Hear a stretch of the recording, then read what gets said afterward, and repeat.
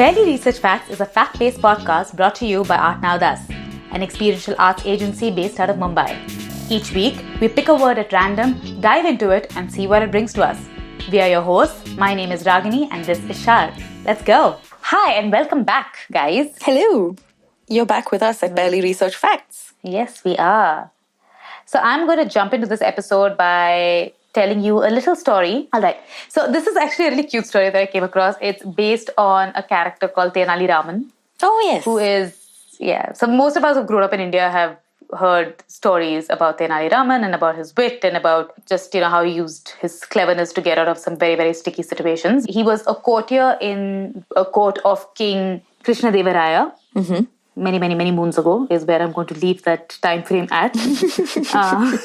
We're super specific here, so don't mess. And so apparently there was this one time when all the courtiers had gathered for morning update meeting with the king. He was really excited, and so he comes in and he's like, oh my God, I had this amazing dream, and I had this magical palace that floated in the air, and it was made of gold and just like precious stones, and it had all the comforts and amenities you could think of, and it was just the most beautiful palace you could ever imagine. And now that I'm awake, I just cannot stop thinking about this dream.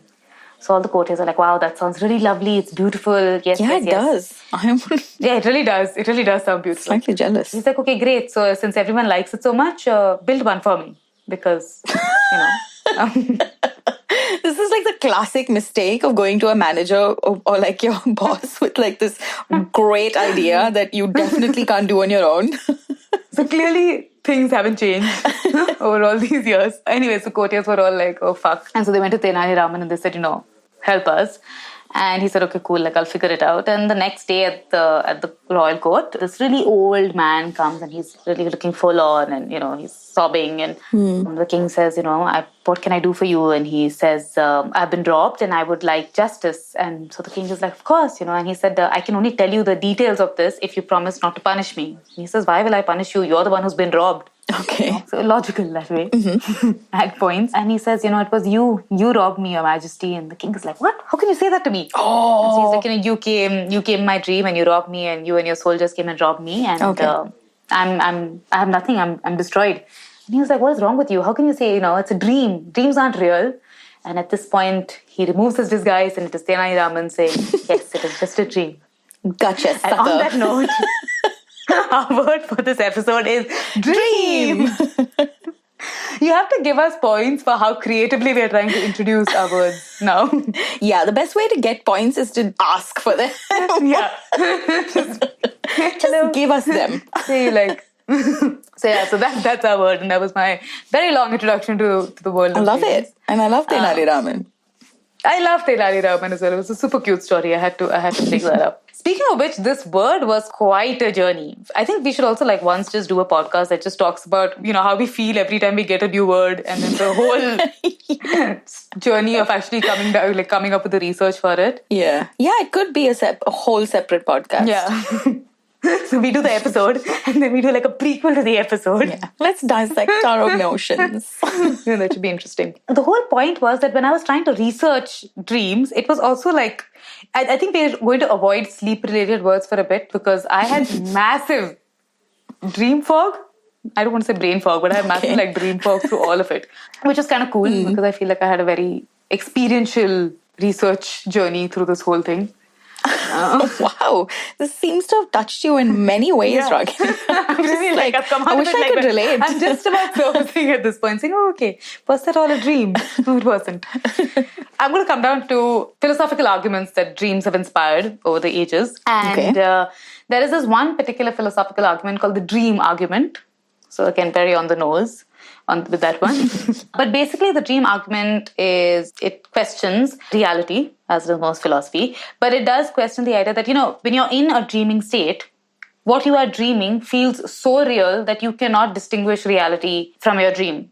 And in that moment of time, it is what's really happening to you. And so the dream argument just states then, we feel and see and touch and smell and all of that is exactly as is in real life. Mm-hmm. So what is to say that real life is actually real life and not just a big fat dream? I don't like these when they talk about these because it makes me nervous. The dream argument is something that has been particularly explored by René Descartes, who you possibly know came up with his theory of I think, therefore I am.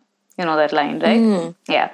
So Descartes basically in his book, The Meditations on First Philosophy, which is a book where it's spread over 6 meditations, and each book is written as in, he meditated and then he writes about it as I meditated yesterday and this is what I learned, or this is what I have thought.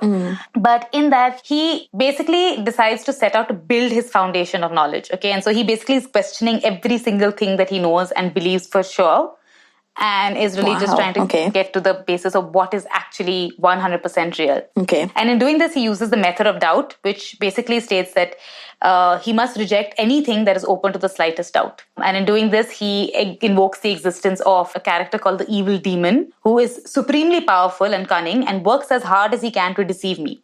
So the evil demon makes you believe that everything around you is real, and he's constantly trying to convince you that everything around you is real.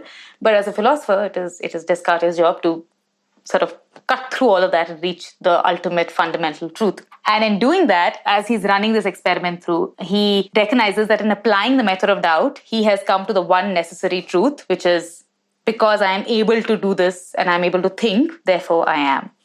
And it also, I thought that was the evil demon was his method to come to was his method for sort of establishing the basis of what is, his consciousness. Universal philosophical truth and his consciousness, I guess. He also came up with the idea of God, who was a non-deceiver who gave him a way to arrive at the true beliefs. And that's how he sort of establishes the idea of God. Bear in mind that Descartes wrote Meditations of First Philosophy in 1641. Anyway, so the dream argument has been tackled by philosophers across Western philosophy and Eastern philosophy. There are also others who have discounted the dream argument. John Locke, for example, said that you don't feel pain in your dream and therefore, dreams are dreams and reality is reality.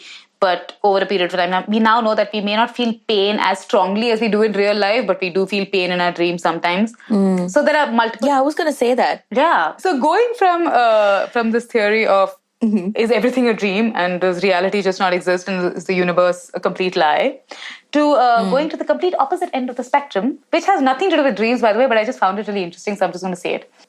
Okay, good. It's the multiverse theory, Oh, okay. Theory of, the fact that there are just multiple universes and multiple possibilities. And, the number of, according to string theory, the number could be anywhere between 10 to the power of 500 universes. That's a lot of universes. I'm not even going to break it down. I tried. It's too much for me. I leave you at the end of the segment with the idea that the universe, we don't know how many universes are there, and it could be one, the one that we live in, or none, or infinity. So that's comforting, right? I think it's not at all terrifying. Nothing to see here, folks. Move on. So, if we are truly moving on, when I was looking at dreams, the first thing I thought of was obviously something supernatural-ish. I'd class it as unexplainable, and that is premonitions in dreams. Have you come across them at any point? Personally, no. Okay, neither have I. I have never, dreamt of something that hadn't happened and then it happened. So, stories of dreams that foretell the future or a death, especially in relation to a death, are abundant. It's very likely that, either me or someone that you know or someone you know who knows someone has had a dream like this. And, unless it's extremely on point, this, where the dream happened and then 2 weeks later it followed in reality, we sort of brush it off, Now, coming to this gentleman called Dr. Andrew Paquette, he was skeptical of the ability of dreams to tell anybody anything useful about the future. So he decided he'd do something about it. He kept a detailed dream diary with the goal of proving that his seemingly quote-unquote precognitive dreams were no more than the products of chance and selective memory, and also, to a certain degree, coincidence. So now talk about dedication, because for 25 years, from 1989 to 2014, Paquette carefully recorded 11,779 of his dreams. Wow. I know.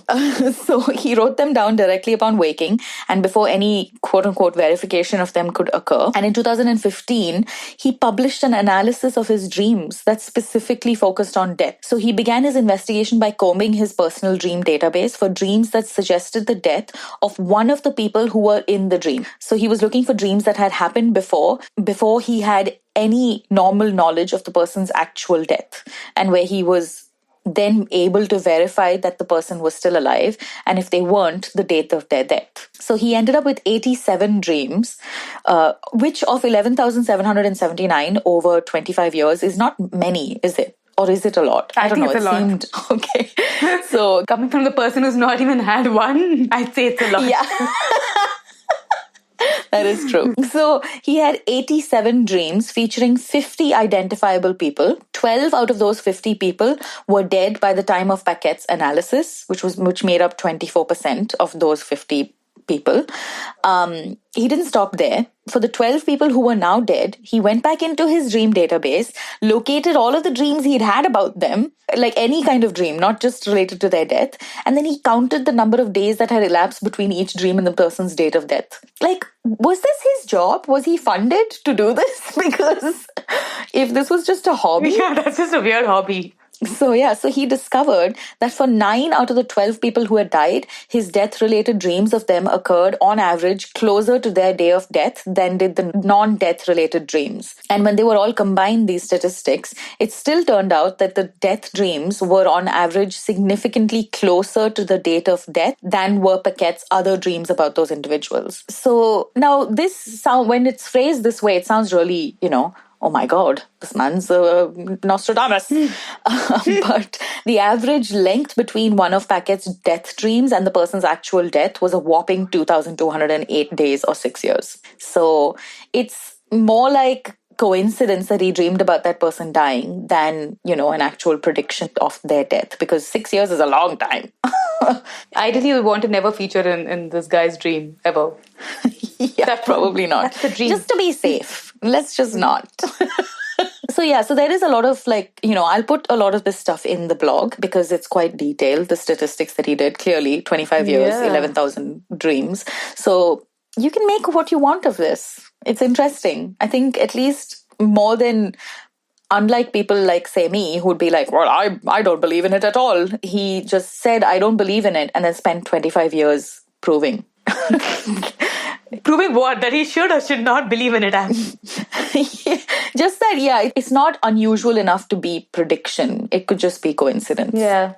Okay, I guess that's nice as well. So now I do also want to talk about, have you heard of this organization called the British Premonitions Bureau? Wow, no, but they sound amazing and I want to work for them. The British Premonitions Bureau was set up in 1966 in the wake of the Aberfan disaster, which, have you watched The Crown? Yes, I have. That's the only reason I know this. Yeah, so for someone like us who's not had a close, history with the UK, that was the first time I'd heard about this, and obviously it was tragic. It happened on 21st of October 1966. 144 people were killed. 116 of them were school children. Basically what happened was a colliery spoil tip, which was basically just a big pile of waste rock and soil it's a byproduct of coal mining.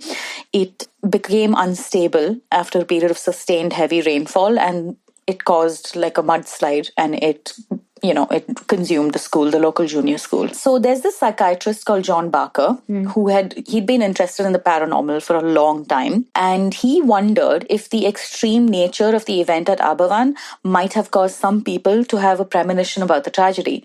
So he persuaded a journalist at the Evening Standard to ask any of its readers who thought they might have foreseen the events. And he got 60 letters in response. Shit, wow. More than half of them claiming that their writers had foreseen the disaster in a dream. One of them came from the parents of a 10-year-old girl who had been one of the fatalities.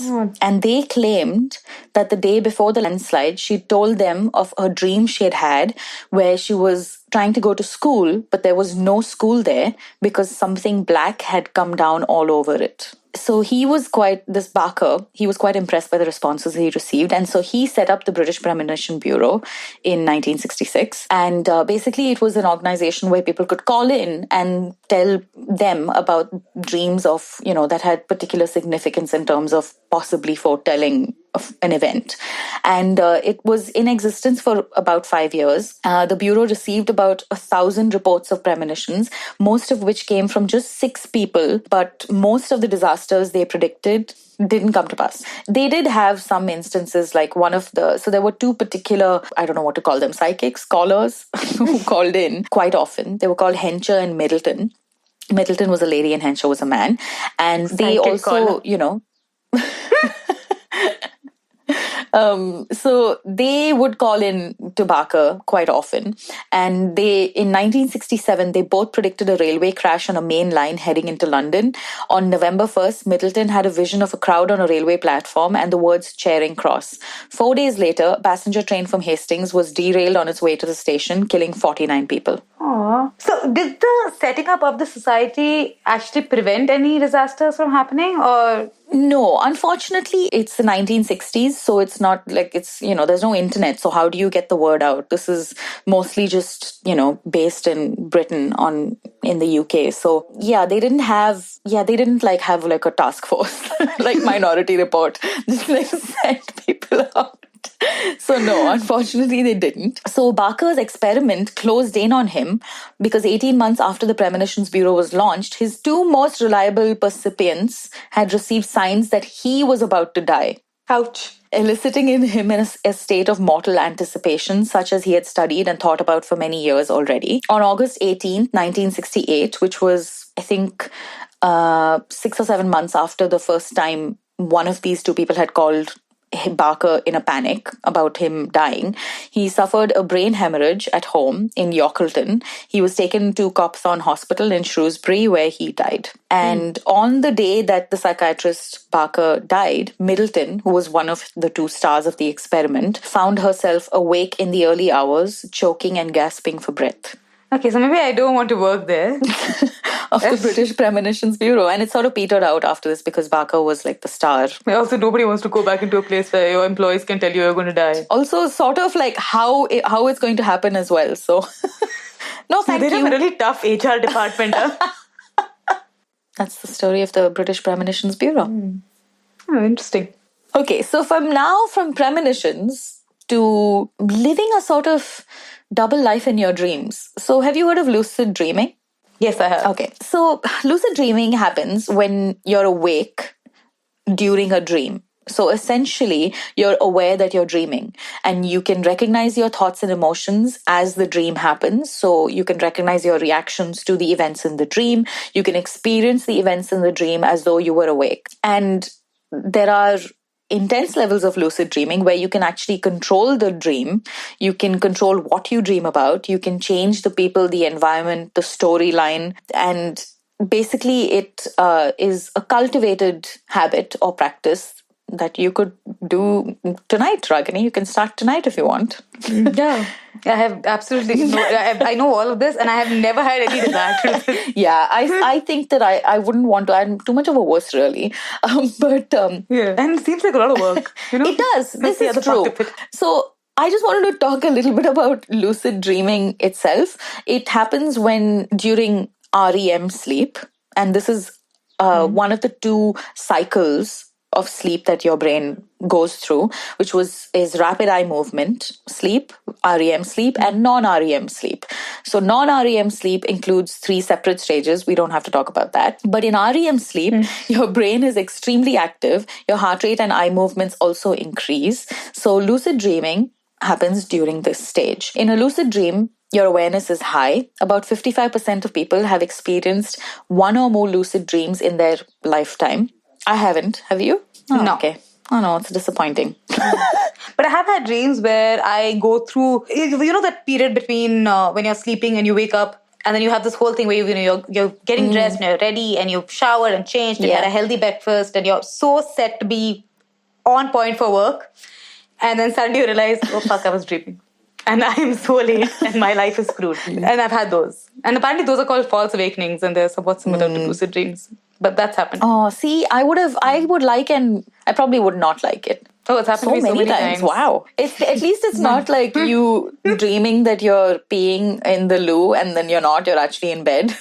Yeah, that has never happened. Yeah, it's happened to me. Luckily, I've not peed in the bed. Not yet, anyway, but it has happened and there's been close misses. I will tell you this. I've woken up and been like, how old were you? Is this recent? No, I'd say about the last one I had was probably 20 years ago. It's not too bad. Cool, that's allowed. Yeah. Yeah, I mean, those things happen. When you're a child, yeah, man. I'm sure when everyone's being potty trained, you have that time. Now, I wanted to talk about a person in history called Mary Lucy Story Masculine Arnold Foster. Yeah. Wow. For the purposes of this story, we're just going to call her Arnold Foster. So she was born in 1861 into an English aristocratic family. Yeah, so she may have just, been lost to the footnotes of history if she hadn't published a little-known book named Studies in Dreams. Now, what is this book about, you ask? So it's sort of like a semi-autobiographical account / commentary on dreams, and in specific, lucid dreaming, because she became a master at it. Oh, wow. Yeah, and she's thought to be sort of the precursor to lucid dreaming in modern psychoanalytics and psychology. So essentially, her sons, she had 2 sons, they were both in World War I, and she was haunted by dreams of something happening to them, basically. And so she decided that she needed to have a sort of a mental practice that she would conduct to make herself feel better. And one of these things was to chant a mantra to herself throughout the day, and as well just before sleep, which is the key here. Because what she said to herself was, this is only a dream. If you wake, it'll be over and all will be well again. So she just chanted this to herself, creating a highly suggestive connection between her saying this and her dreaming. So the incantation made its way into the dreams that she had, and this is something that she wanted to happen. So it's very calculated, a very purposeful move. And so when she was having these bad dreams, she would say to herself, this is only a dream. If you wake, it'll be over and all will be well again. So she stopped having the dreams because of this. Yeah. So now that's only the beginning into her lucid dream journey, because once she was aware of her dreams, true nature, she could immerse herself in all sorts of dreams of fantasy, dreams of daredevil adventures, and more. So when she gained this consciousness while asleep, she had discovered the method of lucid dreaming. And like many lucid dreamers after her, she soon realized that she didn't have to wake up from a bad dream to avoid the terrors. Once she was aware of her dream's true nature, she could instead immerse herself in the fantasy and revel in her daredevil adventures. Hey, that sounds like fun, actually. I mean, she was amazing because she did things like she wanted to test out the limits of her body in the dreamscape, and so she wanted to fly. And so, in her words, by giving a slight push or spring with my feet, I leave the ground. A slight paddling motion by my hands increases the pace of the flight and is used either to enable me to reach a greater height or else for the purpose of steering, especially through any narrow place, such as through a doorway or a window. Oh, that's so cool. Oh my God, that sounds like so much fun. I've never had a flying dream in my life. I've had a surfing on a tidal wave dream, which was pretty close. Yeah, I did feel amazing. So in her dreams, she would even, because she's of the Victorian era, she would even clothe herself in a flying skirt. How cute. That modestly covered her feet as she hovered over the ground. So, basically to preserve her decent sensibilities. And she also tested her dream skills eventually by attempting a long dream flight across the Atlantic. Oh, wow. I know. So sounds like a fun person, huh? Yeah, and she wrote all of this down in her book, and her book came into the hands of Alan Hobson, who is still a professor at Harvard Medical School. He heard about it at a party, and he basically tried all the techniques, tips, put her tips into practice. And in his words, I could fly, I could make love to whomever I pleased, I could even wake myself up the better to recall my exotic dream adventures. Well, I might be a convert. I think I'm going to try lucid dreaming. I know, if it's all pleasant, I'm all for it. Yeah, it sounds like great fun. So the book didn't only have accounts of her lucid dreaming, it also had her opinions and basically her findings on theories of dreaming. And for all the whimsy of her stories, she was entirely serious about her attempts to chart the unexplored corners of the sleeping mind. She said, "Our task as students of the dreams should therefore be to find out by experiment and careful observation all that we can learn about the working of the various mental faculties in the dream state." So it wasn't just her writing about her flights of fancy. It was also her, making a proper study of it. And Sigmund Freud was active around this time. He, was shocking and fascinating all of Europe's fashionable intelligentsia with all his theories about like penises and vaginas and dreams. And your mothers. But Arnold, yeah. And yet Arnold Foster, she mostly rejected his theories that dreams were allegories of our basest impulses. She said, "My experience convinces me that it is not true that all dreams are symbolic. Happily, there is no need for us to believe that the nature of the dreams, which for so many of us make up so great an element of pleasure in life, has any close relationship with the morbid obsessions of disease." So basically, she was just like, "Freud, shut up." But yeah, so there were a lot of contemporaries to her. She went against them and saw the close parallels to the free association we might enjoy when our mind wanders during the day. So daydreaming, essentially. And if you want to read more about Arnold Foster, I will put links in the blog article. And she's an extremely interesting lady. Also, her book's on Amazon. So you can buy it and read about her findings. Nice. So lucid dreaming in all of its pleasantness, which sounds great, by the way. I'm sold. Yeah. But there is a slightly more dire cousin to lucid dreaming. I don't know if you've heard this phenomenon. It's called sleep paralysis. Have you ever heard of this? Oh, God, yeah. Sleep paralysis is this state where you basically, it's akin to lucid dreaming as in you're aware of your surroundings and it feels and you're aware of what's happening.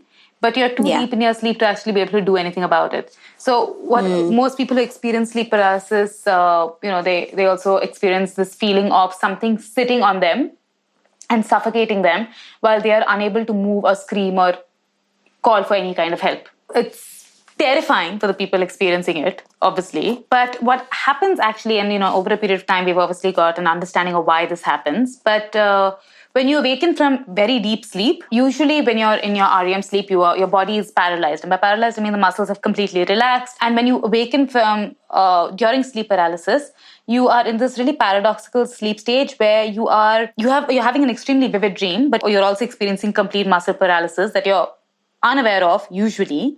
But when you're going through a sleep paralysis experience, your mind is awakened from your REM sleep, even though the body has still not. So your mind is aware of the surroundings, but your body is still paralyzed because it's just not caught up. And so it creates this really terrifying experience of sort of most of the time you awaken in the darkness, you're helpless, you're paralyzed. And because your breathing because your respiration is so controlled during REM sleep, when you wake up so suddenly from it, you experience a shortness of breath. And so that can lead to the feeling of being suffocated.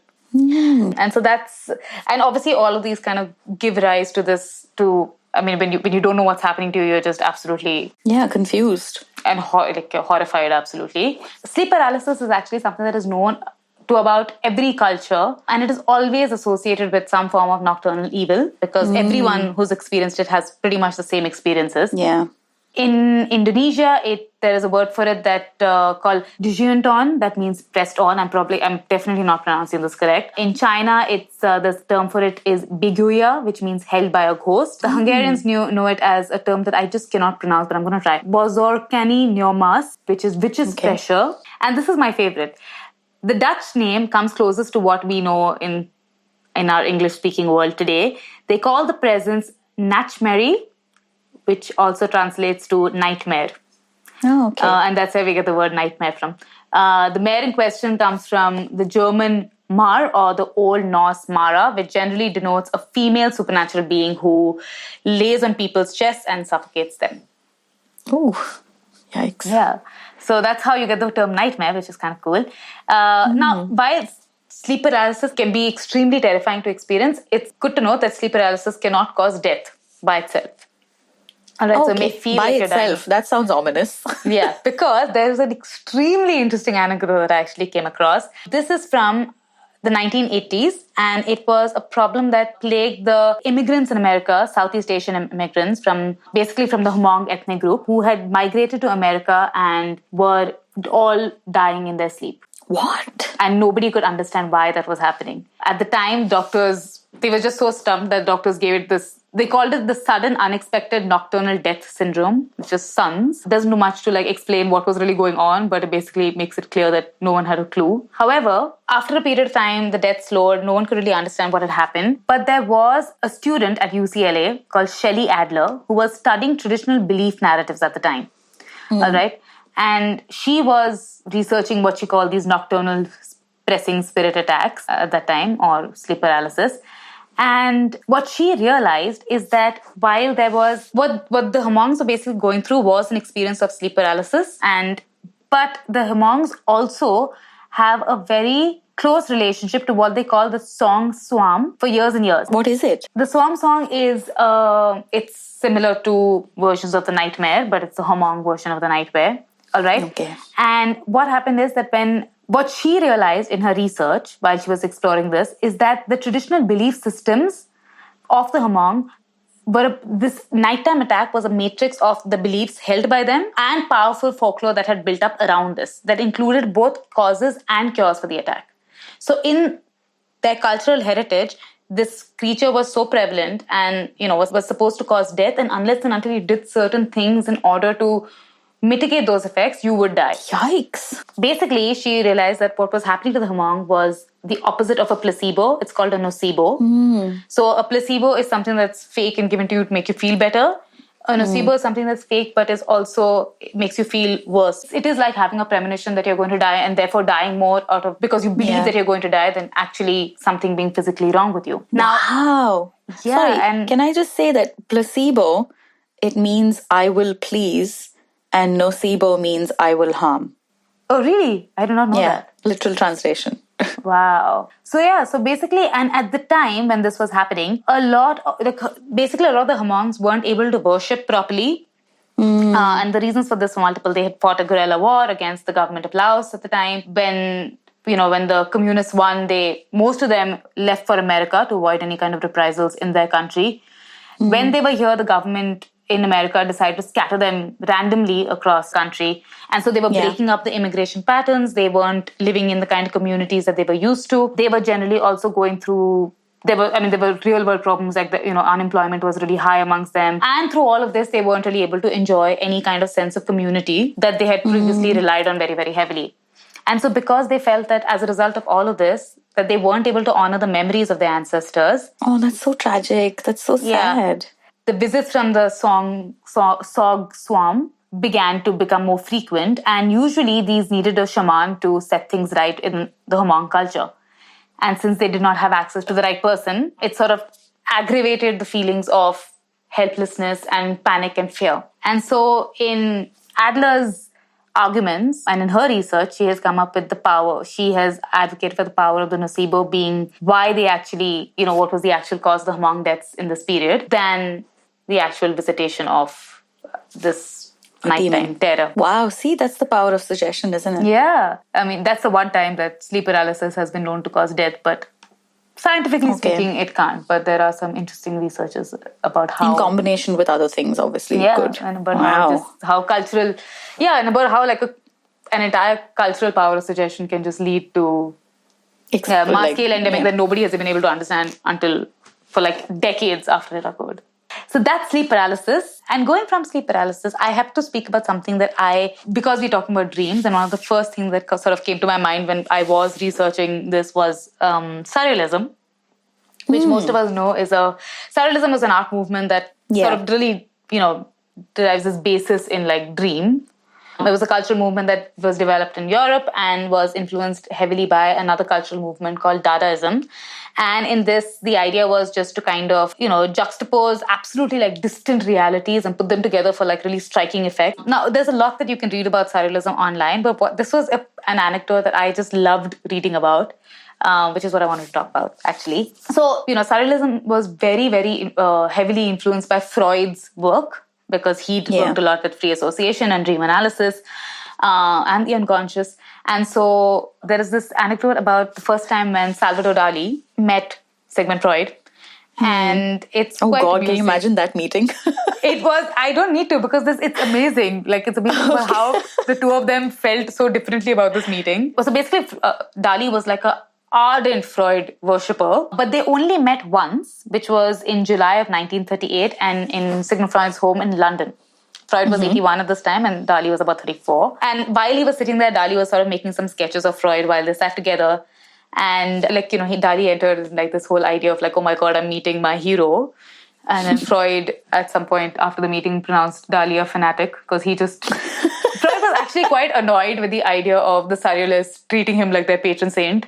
Yeah. And he just had absolutely no regard for it. He just wanted to be taken seriously. He was just like, I don't care about this. Don't like embroil me further with this. So Dali had traveled to Vienna several times and had tried to like meet him but wasn't able to. And in his autobiography, he recalls spending time writing, like making many long and exhaustive imaginary conversations between him and Freud, which he was very happy to. One of which was, Freud came home with me and stayed all night clinging to the curtains of my room. Yeah, no wonder Freud was like, please go away. Like, okay, cuckoo. So Freud was not having any of that. And so when Dali came over, he had brought with him his last painting, which is The Metamorphosis of Narcissus, an article that he'd published on Paranoia. And he'd just basically come like all guns blazing, hoping to impress Freud. And Freud looked at it and he looked at the painting and he said, in classic paintings, I look for the unconscious, but in your paintings, I look for the conscious. And for some reason, Dali thought that this was a snub. And so in one of the paintings, the sketches that Dali has made in Freud's home during this meeting, he's made a picture of, not a very flattering picture, I might add, of Freud. And below that, he's written, Freud's cranium is a snail. His brain is the form of a spiral to be extracted with a needle. This while he was sitting and meeting Freud in his home. I mean...